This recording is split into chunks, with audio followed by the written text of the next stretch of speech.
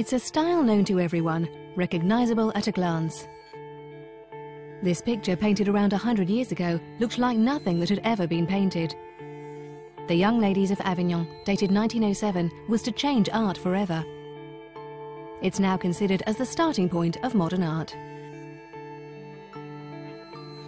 This painting was the work of a 25-year-old artist, Pablo, a Spanish immigrant who had arrived in Paris a few years earlier with no money and speaking hardly any French. It's this development that we're going to explore, the journey from youth of an exceptionally gifted artist, and how this young man from the depths of Spain was to become this brilliant painter, the most famous in the world, an icon of the 20th century.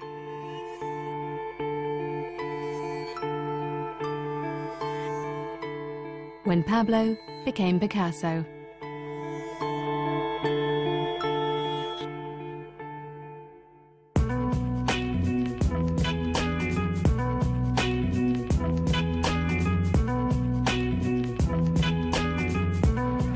I have something to tell you.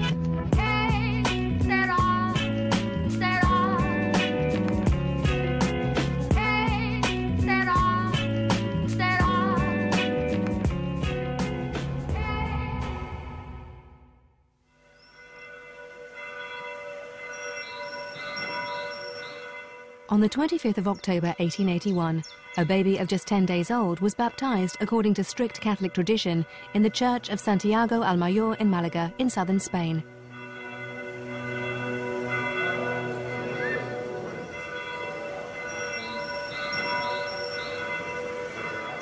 His baptismal name was Pablo Diego José Francisco de Paula, María de los Remedios Cipriano de la Santísima Trinidad. He was to become known as Pablo Picasso.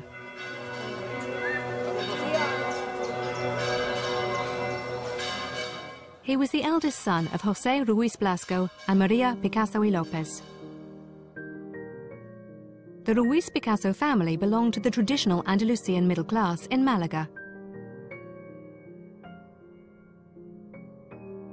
A sleepy city on the sunny southern coast of Spain. Pablo grew up in the heart of the old town, at number 36, Plaza de la Mercado, in the family's pleasant apartment.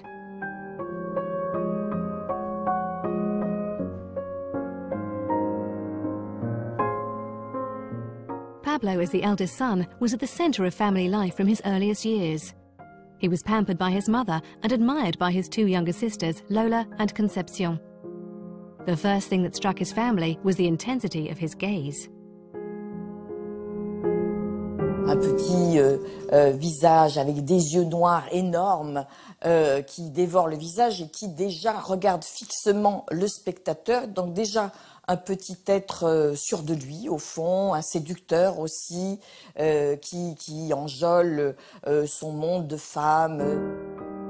Throughout his childhood, little Pablo grew up admiring his father Don José. He wanted to follow in his footsteps as a painter and even to surpass him. On sait que ça va être un modèle capital pour Picasso, d'abord parce que c'est son père qui va lui transmettre son art. Little Pablo spent his time in Don José's studio, among the brushes and tubes of paint. He would spend hours watching his father paint his canvases. Don José specialized in a somewhat surprising subject, pigeons. Art for dining rooms and highly prized by the middle classes of Malaga.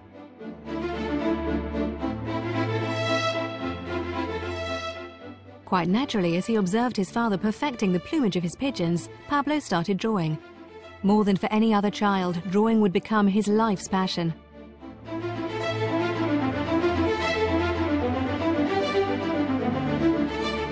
On le trouve dessinant tout de suite. Les souvenirs de la famille, il dessine. From the age of 5, Pablo drew compulsively. He drew anywhere, on anything, and only agreed to go to school on condition that he was allowed to draw.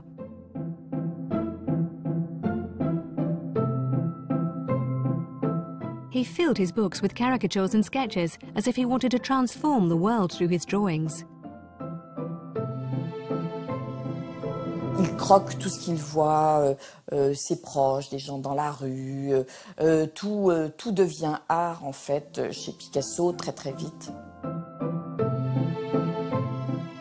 Apparemment, il a vraiment une pulsion, quoi. Il faut tout le temps qu'il y soit, quoi. Donc, il a ce truc, il a le feu sacré, et il a le feu sacré très tôt. Il a le talent et le feu sacré. He was always looking for new challenges to impress people. Drawing a donkey with a single line starting from one leg, or a dog ending with the tail. À partir du moment où quelque chose fascine son regard, même s'il ne sait pas ce qu'il va en faire, mais qu'il pénètre son regard, vraiment quand c'est très fort, il est dedans. Et le monde extérieur n'existe plus à moins qu'on le lui rappelle. Un enfant doué, surdoué, et on voit très bien les qualités premières aussi de son dessin, la grande virtuosité, un trait extrêmement rapide, un don en fait, véritablement un don extraordinaire. Aware of his son's abilities in drawing and convinced he could become a great painter, Don José took Pablo under his wing and educated him in academic techniques.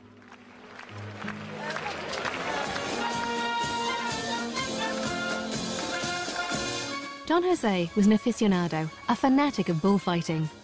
He regularly took Pablo to the local bull ring. Bullfighting was to become a recurrent theme in his painting lessons.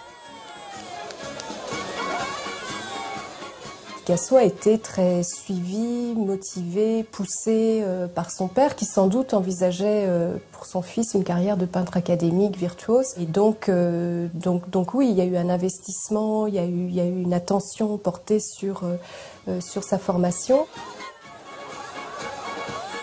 From his early years, Pablo drew bullfighting scenes, like this one when he was not yet 8 years old.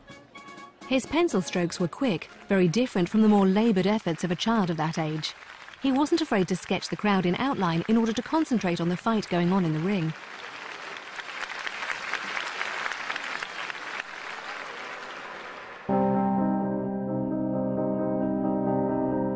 Pablo painted his first oil painting in his father's studio. He was 8.5 years old when he painted The Little Yellow Picador. Pablo's brushstrokes certainly were as yet unsure, but his gaze showed remarkable precociousness.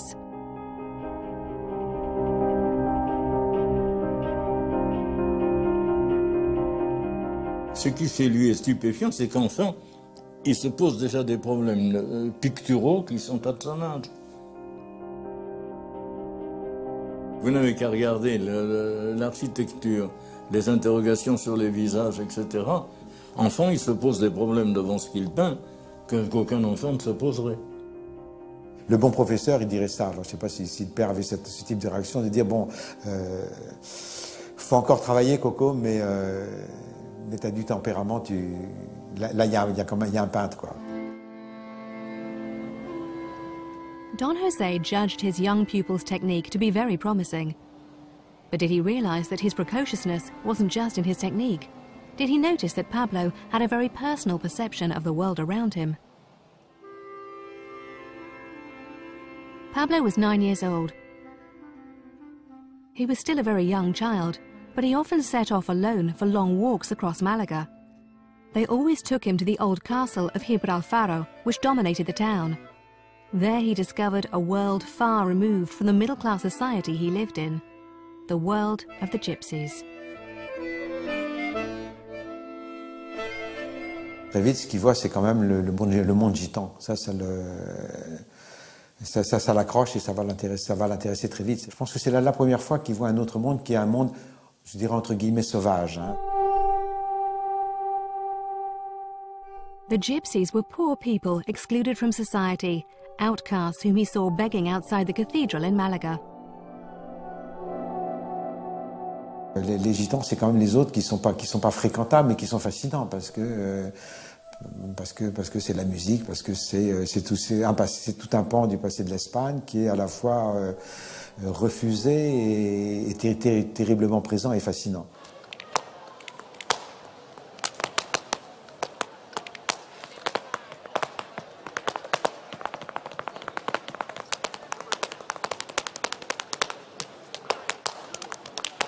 c'est un autre monde. Hein. C'est ça qu'on va voir tout le temps avec Picasso, hein, dans la vie de Picasso. C'est-à-dire que y a un ailleurs, il y a un ailleurs. Another place, far away from his father's middle-class academic world. A place populated with symbolic figures who would later come into his art. Pablo's emancipation was hastened when the Ruiz Picasso family suddenly had to leave Malaga. Don José was earning very little as an artist, so in 1891, financial problems forced him to take a better-paid job as a drawing teacher at the other end of Spain, in La Coruña, right in the north.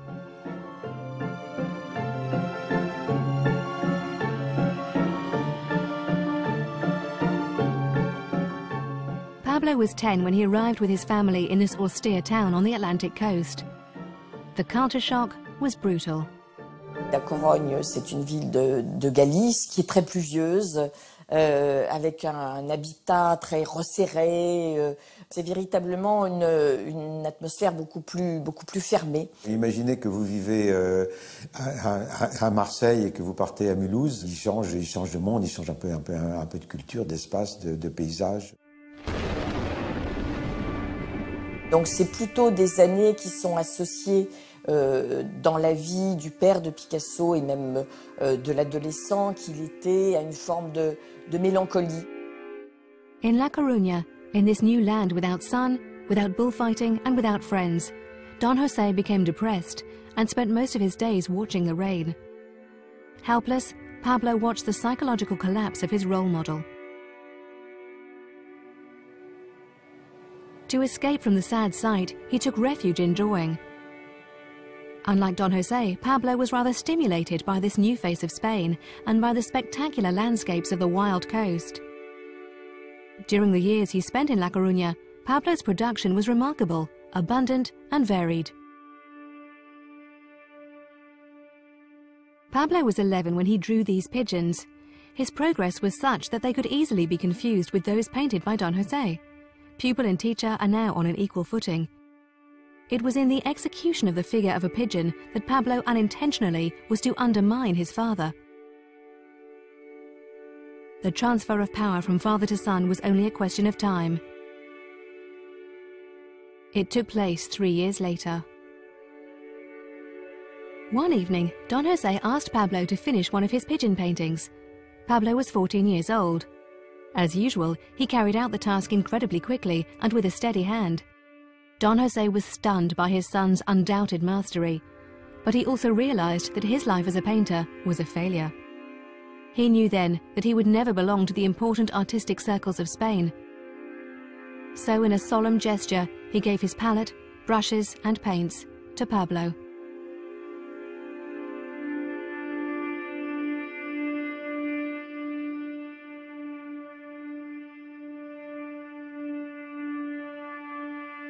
Il lui a transmis d'une certaine façon la peinture et peut-être en se disant que le fils allait réussir ce que lui n'avait pas réussi. Donc je pense que là, il lui transmet cela. Alors, soit avec le geste de la transmission d'une palette, dire bon écoute, t'es trop bon, moi j'arrête, soit simplement en lui disant bah écoute, vas-y toi tu peux y aller. Tu as 14 ans, tu peux te consacrer à la peinture. In a twist of fate, Don José rapidly picked himself up. He finally obtained the post he had wanted for a long time as a teacher of drawing at Tinha, the School of Art in Barcelona. Cheered by this happy news, Don José's only preoccupation was to help his son become a great academic painter, and he would do everything he could. In April 1895, the whole Ruiz Picasso family moved to Barcelona, the largest city in Catalonia. Of course, Don José immediately enrolled Pablo at the prestigious School of Art where he himself taught. That way, he could closely monitor his son's education, and he constantly pushed him to excel. Pablo was just 14 years old when he attended his first drawing class. He was the youngest there, with his classmates being generally 5 or 6 years older than him, and yet he was the most talented.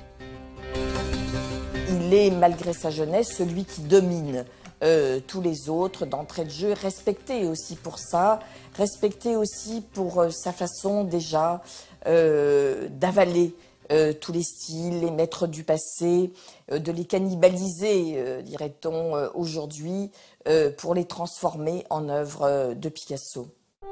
Pablo's progress was so dazzling that by the end of his first year, he had no more to learn from his studio studies. For Don José, there was no time to lose. In order to become known, Pablo had to present an ambitious work in a salon where the important artists in Spain exhibited. Il faut que tu fasses quand même un vrai tableau de salon, quoi, donc une scène, figure, un truc posé, un truc sérieux, et il faut un sujet. In 1896, he produced his first official painting. It was a huge canvas, a real tour de force for such a young boy.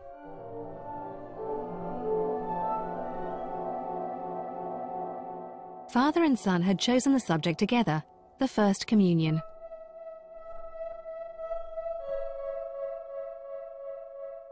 Pablo was just 15 when he signed this first painting, Pablo Ruiz Picasso, using the names of his father and his mother. On reconnaît le père avec sa barbe rousse, son air austère, mélancolique, introverti. Dans toutes les premières grandes compositions, il est présent. Dans les dessins aussi du jeune Picasso, on voit constamment la figure du père, qui de peintre est devenu modèle de son propre fils. Donc c'est une situation freudienne en quelque sorte, un peu ambiguë. In any case, his father, the model, found this first attempt at exhibition painting to his taste. In July 1896, Pablo returned to Malaga as a hero. The whole Ruiz Picasso family was there.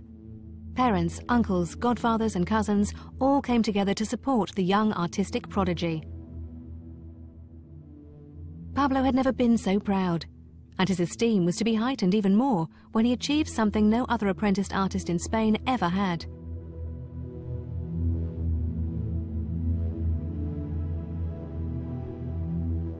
In 1897, to reward the extraordinary quality of his academic work at the age of just 15, Pablo received a Medal of Honor at the National Exhibition of Fine Art. C'est un tour de force, puis ça n'existe pas, un gosse de 15 ans qui expose dans ce genre de salon, ce genre de tableau. Ce qui est formidable, c'est qu'il est reconnu par les autres peintres, comme ça. The Spanish academic artists recognized the young Pablo as one of their own. He had reached a level that they had only achieved after several decades of effort. He was a prodigy of the kind you see once in 100 years. For Don José, his son's career was already assured. Il sait tout faire en dessin et en peinture. Donc il peut faire la grande peinture religieuse, il peut faire les grands portraits, et pourquoi pas aller peindre le roi et faire son Velázquez et son Goya, et avoir ensuite ses tableaux au Prado et être le grand peintre de cour. Pourquoi pas? Il a ça dans les mains. But Don José was far from imagining that his son was already tired of academic painting. At 16 years old, in the face of general incomprehension, Pablo wanted to move away from it towards other more exciting paths. Pour un jeune artiste doué mais en même temps curieux et intelligent, il paraissait évident qu'il n'allait pas rester et s'ancrer dans l'académisme. Il est parti sans doute également pour mettre un peu de distance avec son père, dont le poids devait être un peu pesant, enfin un peu trop fort sur un jeune artiste qui a besoin de trouver sa propre voie. Ce peintre-là avait une technique académique que personne d'autre n'avait. Et ce qu'il a décidé justement, c'est de désapprendre. Et je pense que c'est ça qui est justement intéressant chez Picasso, c'est qu'il y a toujours ce double mouvement, apprentissage, désapprentissage. Pablo was still a teenager when he turned his back on academic art for good. He wanted to find another kind of art. A great artist was in gestation. Pablo was 18 years old and living in Barcelona, away from his father's supervision, but with no money, as Don José had cut off his allowance. He hung around with a group of friends who were also former art students. One of them was Carlos Casagemas, the romantic figure in the group and his best friend. The young artists were rebels. They needed to renounce everything they'd learned and everything that made them, their family values, their art education. With these friends, Pablo was seeking a new path for his painting. C'est quand même un chercheur, c'est quelqu'un qui tente d'inventer un nouveau langage, qui est très curieux de tout et qui voit ce qui se passe autour de lui. Il est complètement immergé dans la vie de bohème de Barcelone. Vous savez qu'on avait surnommé la cité des merveilles à cette époque à cause de cette effervescence, fin de siècle, cette culture moderniste. At the end of the 19th century, Barcelona was a town in intellectual and artistic ferment. In the evenings, the group took interminable trips across the lively Barrio Chino, visiting trendy bars and also the brothels in Avignon Street, which means Avignon in Catalan. Don José was devastated by Pablo's behavior.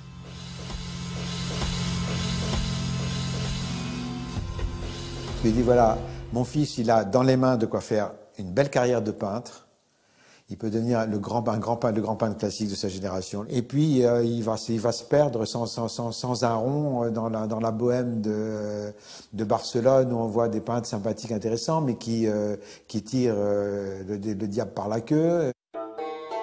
In fact, with his new friends, Pablo was opening his eyes to his age and its modernity. The merry group often ended their evening forays at the El Quatre Gats Cabaret, the meeting place for the artistic avant-garde in Barcelona.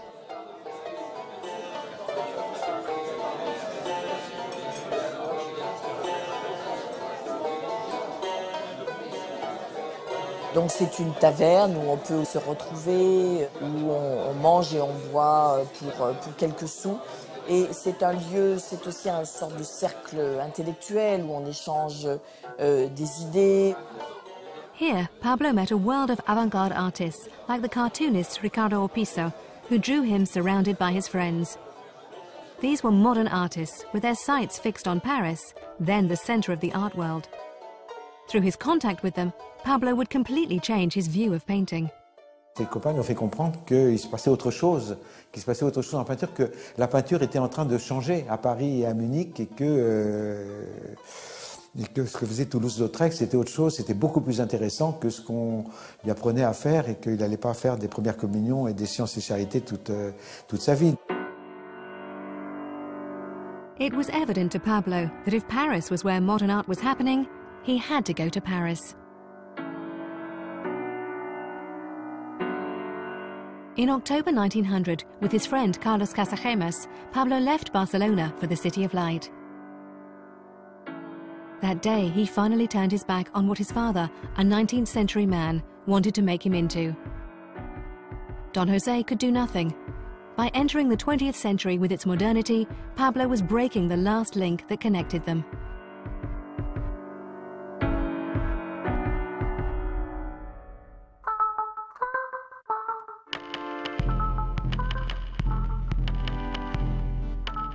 Pablo Ruiz Picasso arrived in Paris on the day of his 19th birthday.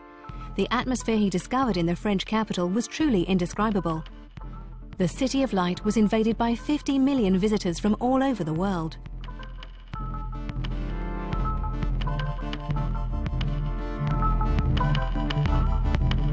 C'est la folie dans Paris parce que c'est l'expo universelle de 1900 et qui est quelque chose qu'on a du mal à se figurer aujourd'hui parce que tout Paris est reconstruit. To accommodate the crowds, the first metro line had just opened. There was also a moving walkway to carry visitors along the Seine. Its banks were full of hundreds of pavilions in the colours of every country. Et donc c'est comme une sorte de parc d'attractions géant. Donc il arrive et il est complètement sidéré. Pablo and his friend Casagemas were dazzled. Even though he was a recognized painter in Spain, the young Pablo Ruiz Picasso was quite unknown in the capital of the arts. He didn't speak a word of French and found it very hard to learn. But Pablo wasn't intimidated because he'd come to see the art of the great French masters he'd heard so much about in Barcelona.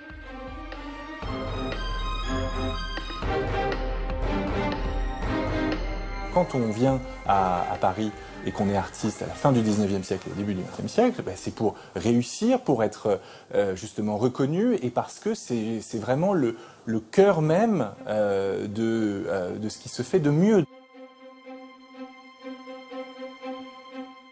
One of the major attractions of the World Fair was the Grand Palais. Opened for the event, it housed a huge exhibition tracing 100 years of French art, and all the great masters were there. Rodin, Toulouse-Lautrec, Cézanne, Renoir, Van Gogh. Pablo was overwhelmed at the sight of this brightly coloured exhibition, as he had only seen these masterpieces in poor black and white reproductions. Even though he revered all these great artists, he only had a single idea in mind: to measure himself against them. And he was convinced that he, Pablo Picasso, could do better. C'est un type qui a une volonté de faire. Une volonté de faire, une ambition très grande et une confiance en lui totale de ce qu'il va faire. Il a une ambition débordante de devenir le plus grand artiste de tous les temps. Et donc, il va, avec la mémoire visuelle extraordinaire qu'il avait, sa virtuosité aussi extraordinaire, sa capacité à attraper tous les styles, ça va être une leçon formidable pour lui, et on sait ce qu'il va en faire, puisque très vite, sa carrière, son œuvre, aussi bien peinte que sculptée, va en être transformée. To conquer Paris, Pablo had identified the area where he should live: Montmartre. It was the gathering place of painters and artistic bohemians. He and his friend Casagemas moved into 49 Rue Gabrielle. They joined a small community of penniless Catalan artists in a studio. Pablo had only just arrived when he was noticed by Pedro Manach. He was the art dealer who sold the paintings of the Catalan artists in Montmartre. Manach immediately noticed the skill in Pablo's paintings. He thought he could easily sell them. For an income of 150 francs per month, a workman's wages, Pablo had to supply him with paintings on demand. It was extraordinary good luck for the young ambitious painter who was newly arrived in Paris, but could already make a living from his art.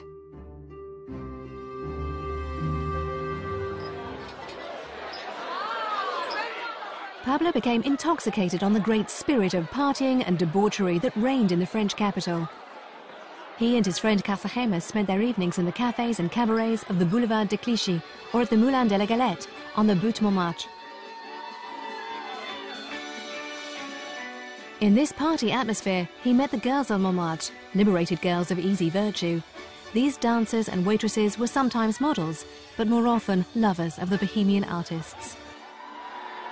Il connaît rien, ni de l'amour, ni des femmes, surtout il n'a jamais vu par exemple des gens qui s'embrassent dans la rue. Ils sont complètement fous quoi, de pouvoir avoir une maîtresse aussi facilement, que la vie soit si facile, qu'elle coûte pas cher. Ils vont vivre de peinture et d'une sorte d'orgie idéale. Pablo and Casagemas were not yet 20 when they threw themselves headlong into this life of pleasure where everything seemed possible, but without assessing the risks. Casagemas developed a violent passion for Germaine Gargalot. She was a laundry girl who also posed for artists in the neighbourhood. The young romantic artist lovingly drew the muse who occupied his every thought. But the young couple grew apart. Rows became a daily event, and Pablo saw his friend gradually sink into alcoholism.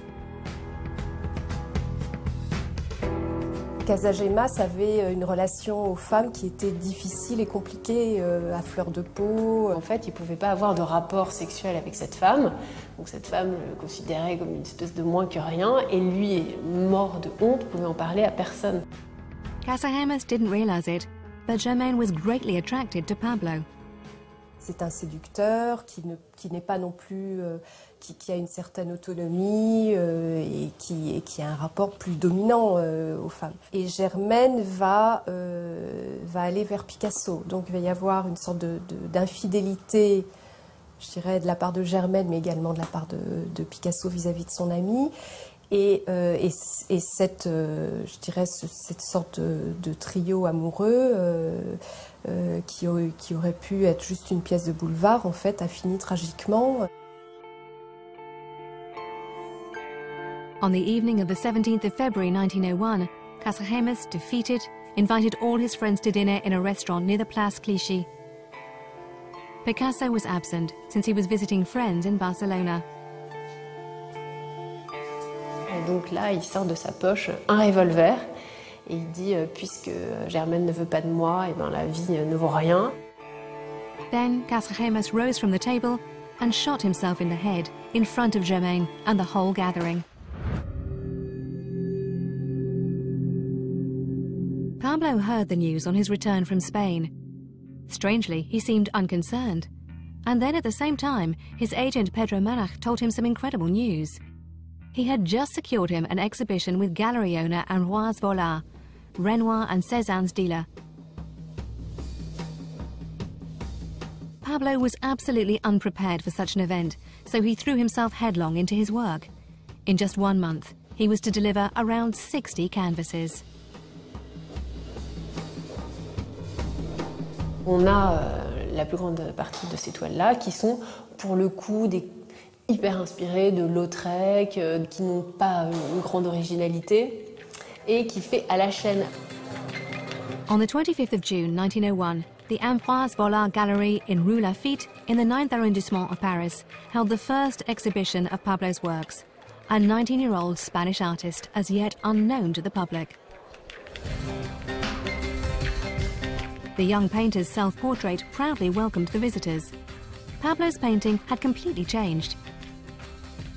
It had become sunny, dazzling in its craftsmanship, and its influences were many. Toulouse-Lautrec, but also Van Gogh. This self-portrait is entitled Yo, Picasso, I, Picasso. From then on, Ruiz, his father's name, would no longer appear. He had found his signature, and Picasso was to be his professional name. Il signe Picasso, le nom de sa mère.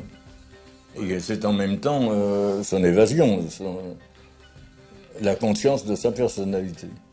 Moi, Picasso, ça en dit long quand même sur une sorte d'ego triomphant. Il se retourne vers nous, vers le spectateur, dans une espèce de pose de défi. Ça veut dire que moi, Picasso, je sais ce que je vaux finalement. C'est vraiment envoyer un coup de poing par la peinture. The exhibition was a success.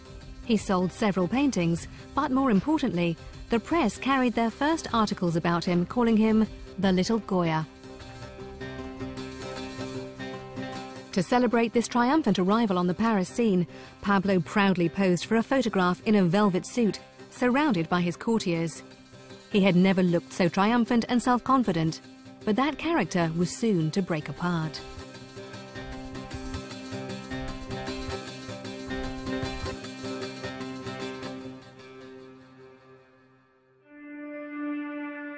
Six months later, in the autumn of 1901, once the enthusiasm of the Vollard exhibition had died down, the face of Casagemas returned to haunt Pablo.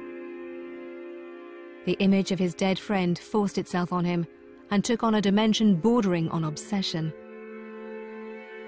Tout d'un coup, il a une image de son ami mort qui ressurgit et il se met à le peindre.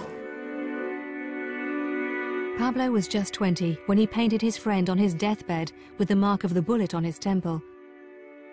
There's no doubt that this was one of Pablo Picasso's most personal and unclassifiable works. He kept the painting himself and only revealed its existence 50 years later.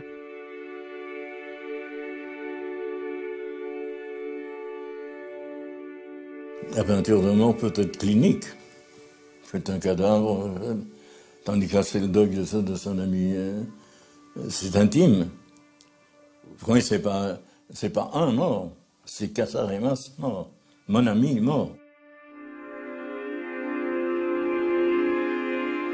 Pablo was riddled with guilt and broke up with Germaine for good.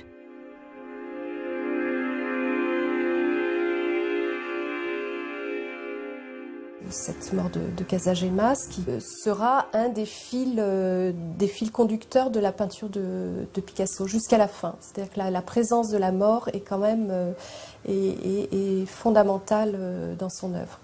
Et je dirais le sentiment de la mort mêlé au désir amoureux, mêlé à la sexualité. On a l'impression que les choses se nouent à ce moment-là. C'est là où il va y avoir vraiment une rupture. Donc Picasso, il a 20 ans maintenant.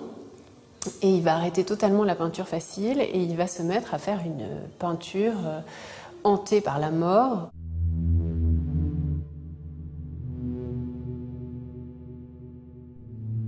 The blaze of colour was over. Pablo's painting became blue, only blue. Through this melancholic veil of blue, Pablo now looked at the other side of the Belle Époque. The underside of Paris, the city of pleasures which had consumed Cartagena. A crepuscular blue light spread over people and things, the winding streets, the flaking facades of the grey houses.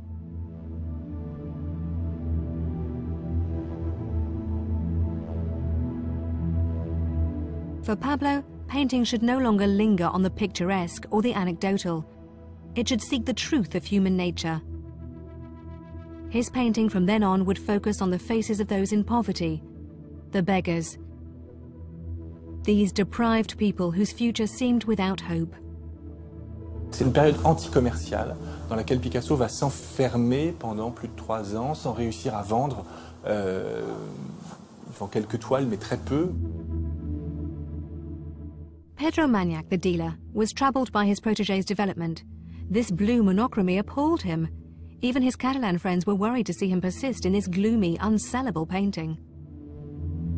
Tout d'un coup, tout le monde se détourne de lui. C'est-à-dire que Magnac lui dit « mais ça va pas, mais qu'est-ce qui te prend ciao ». Donc il a plus de marchands et donc plus aucun moyen de vivre. Il y a quand même des moments où on sait à Paris qu'il n'a pas de quoi se nourrir. Enfin, il y a une anecdote, on raconte qu'à un moment, il serait allé piquer un morceau de pain dans l'atelier d'un copain. Enfin, bon, c'est quand même une vie de bohème très, très, très dure. Donc, je pense qu'il a un moment là de flottement très difficile.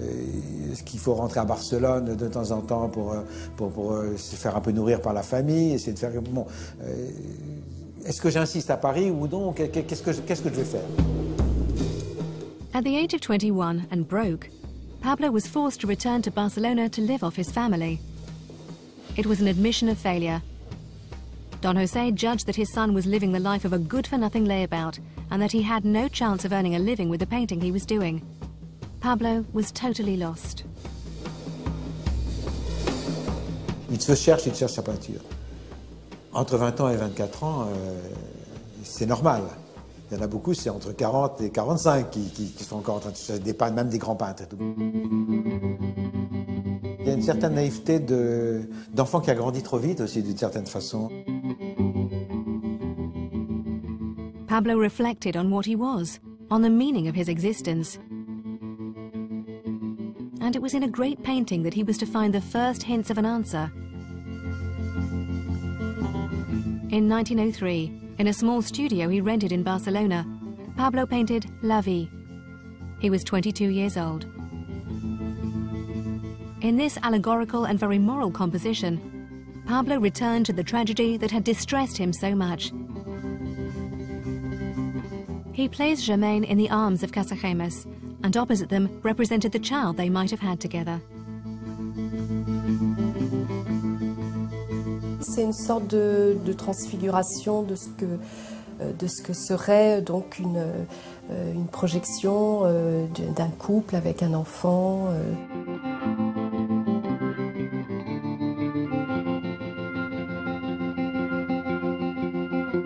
C'est une sorte de fantasme de ce qu'aurait dû être la vie de Casagemas.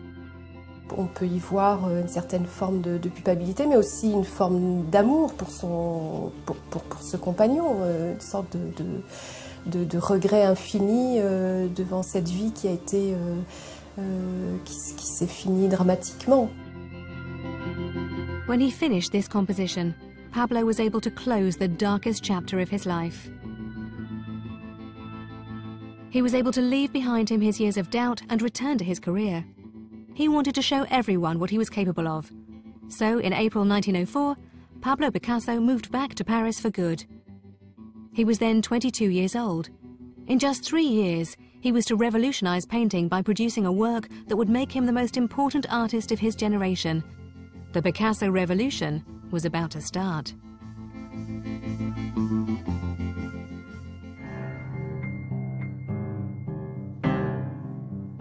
Pablo Picasso moved back to the heart of Montmartre to a place which was a real artistic institution, the Bateau Lavoir.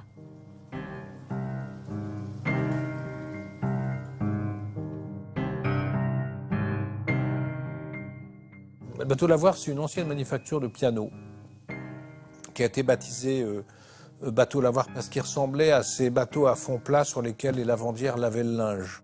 Fait de planches de bois qui étaient glacées l'hiver, très très chaud l'été, mais qui coûtaient rien. Pablo Picasso moved into a studio in this dilapidated building. He was there with 15 other artists, mostly Catalan, who like him were trying to make a name for themselves as artists. But in this world of poverty, Pablo Picasso was to experience the happiest and most productive period of his youth. There, one day, he caught someone's eye. Her name was Fernande Olivier, and she was a professional model. She was 22, like him. Dès le premier regard qu'il jette sur Fernande, tombe fou amoureux en fait. Et il va lui faire une cour inlassable qui sera couronnée de succès un jour d'orage. That evening, Fernande ran as fast as she could to shelter in the Bateau Lavoir. Pablo was waiting for her inside. Elle est là, toute trempée et tout, et qui lui dit « Tu vas venir voir mon atelier ». Et là, elle a un choc.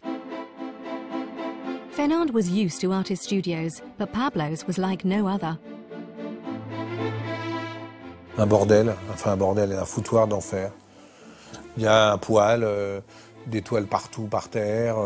Il y a du charbon en fait qui est complètement fossilisé à côté, une espèce de pile de charbon. Il y a des mégots par terre, des bouts de journaux, des boîtes de sardines. Enfin, c'est pas très propre en fait. Fernande was to spend several years living in this incredible mess with Pablo. With her, his painting was transformed. Colours returned to the canvas. A circle of friends formed around the young bohemian couple. Among them was the poet Max Jacob, one of the characters of Montmartre. He taught Pablo French by reading Paul Verlaine's poetry to him.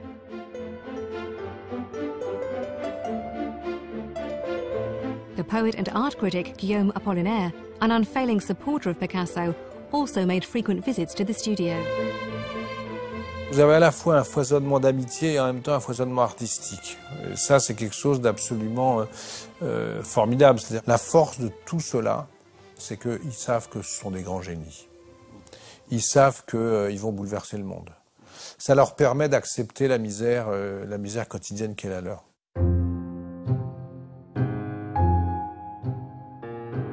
But in November 1904, Providence came through the door of the wretched studio in the Bateau Lavoir.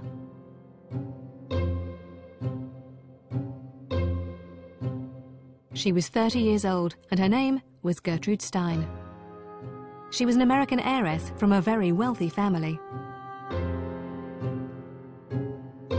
She and her brother Leo were building up the largest collection of avant-garde paintings.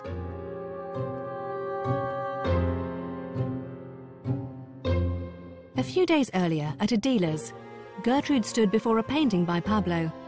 Seduced, this upper-class woman from the left bank went all the way to the Bateau Lavoir without warning and bought about 10 paintings for the sum of 800 francs. It was a small fortune for Pablo. La rencontre avec Gertrude et Leo Stein va complètement changer la vie matérielle de Picasso, parce qu'après les avoir rencontrés, il n'aura plus jamais aucun problème financier. Pablo was struck and thrown off balance by the force of this most unusual figure who had just come into his life. Elle, c'est une grosse nana, elle est homosexuelle, elle ne s'en cache absolument pas. Elle a des sandales de mec, elle est assez imposante. Pablo, guided by his ambition, knew he was in the presence of the person who could change his life. It was an opportunity not to be missed. He offered to paint Gertrude Stein's portrait, and she accepted. Every day, Gertrude Stein left her chic quarter and travelled across Paris to pose at the Bateau Lavoir.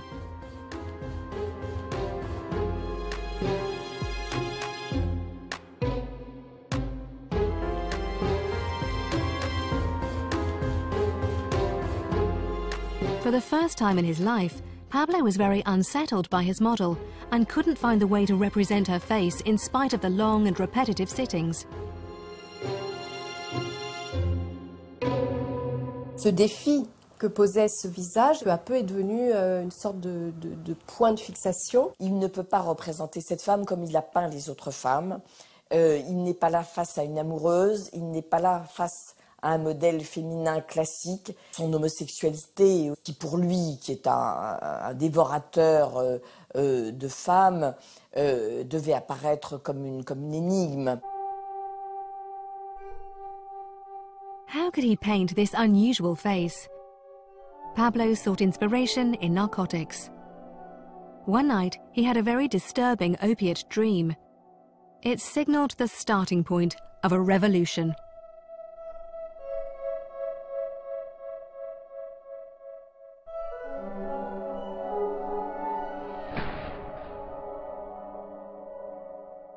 Picasso, une nuit d'opium, dans un délire, va dire je suis totalement fini, on a inventé la photographie. Mais en fait, c'est le début d'une grande réflexion qu'ont tous les peintres contemporains à cette époque. La photographie, elle peint le détail. Donc le peintre, il n'a plus à peindre ni le détail, ni surtout l'instant. Le naturalisme ne pouvait pas exprimer l'intelligence et l'acuité, je dirais, de l'expression du visage de Gertrude Stein. Il lui fallait inventer une autre manière de peindre. Voilà, c'est ça, vraiment cette conscience-là qui va faire naître la modernité. C'est-à-dire qu'il faut faire autre chose. Pablo was 24 when he decided to start again from scratch to restructure his painting. On the 11th of May 1906, he left Gertrude Stein's portrait unfinished and went with Fernand to Spain. He took her to Gossol, a small village high in the mountains of the Catalan hinterland, which a friend had recommended.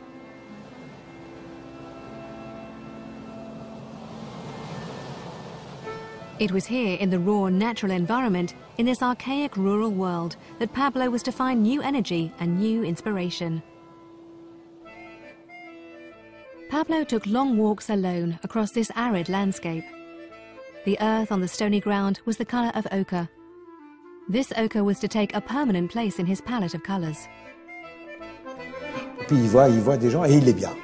Il est bien avec les paysans, il est bien avec les bûcherons, des gens très physiques, très réels dans la nature. Mais c'est une nature qui est profonde, qui est ancienne, qui est liée à l'histoire, à l'archaïque, au mythe. Pablo made the real discovery which influenced his painting by accident when he entered the church in Gossol. He noticed a small archaic statue from the 12th century in an alcove on the left.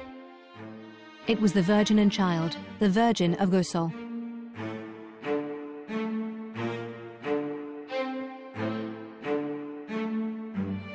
Pablo was overwhelmed by the purity of its face, and above all by the magnetism of its empty gaze, so simple and yet seeming to be fixed in an eternity. In this strange, enigmatic mask, Pablo found a new path for his painting. In autumn 1906, back at the Bateau Lavoie, Pablo finished his painting. The portrait of Gertrude Stein, but without her. Under his brush strokes, Gertrude's face took on a geometric appearance. It was taken back to a sketch, that of an almost impersonal mask. The gaze was absent, without emotion. Pablo presented this enigmatic portrait to his model, Gertrude Stein. Elle dit, mais ce portrait ne me ressemble pas tellement. Elle en est contente, mais bon, elle mesure qu'il y a quand même une représentation un peu distanciée de son visage. Picasso va dire tu vas finir par ressembler à ce tableau. Et sous-entendu, si tu réussis ta mission qui est d'être la papesse de l'art moderne, tu vas finir par ressembler à ce tableau.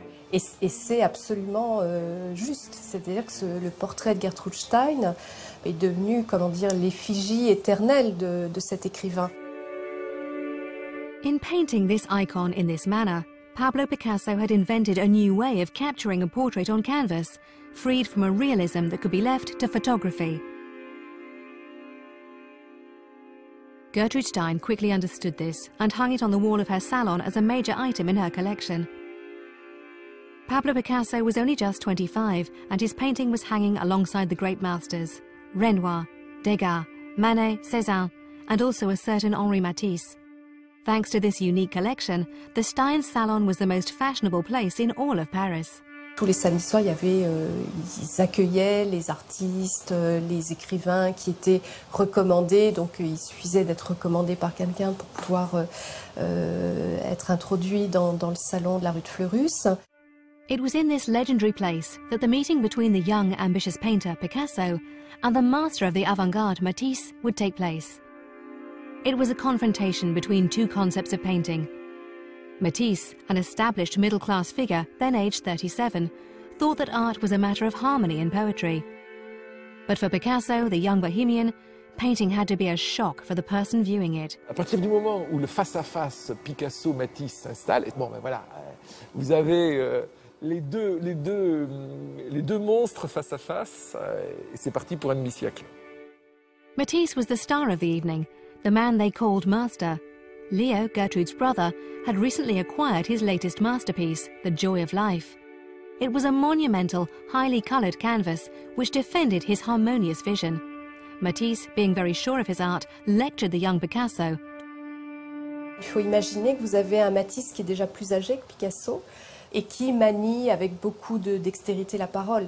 Donc c'est quelqu'un qui pense, qui est un intellectuel de la peinture et qui donc comme avec Léo Stein, les deux vont étourdir Picasso de théories sur la peinture. Ce tableau a révolutionné la peinture, mais pas pour Picasso. Picasso a dit on pense que Matisse est le premier des modernes, pas du tout. Matisse est le dernier des classiques.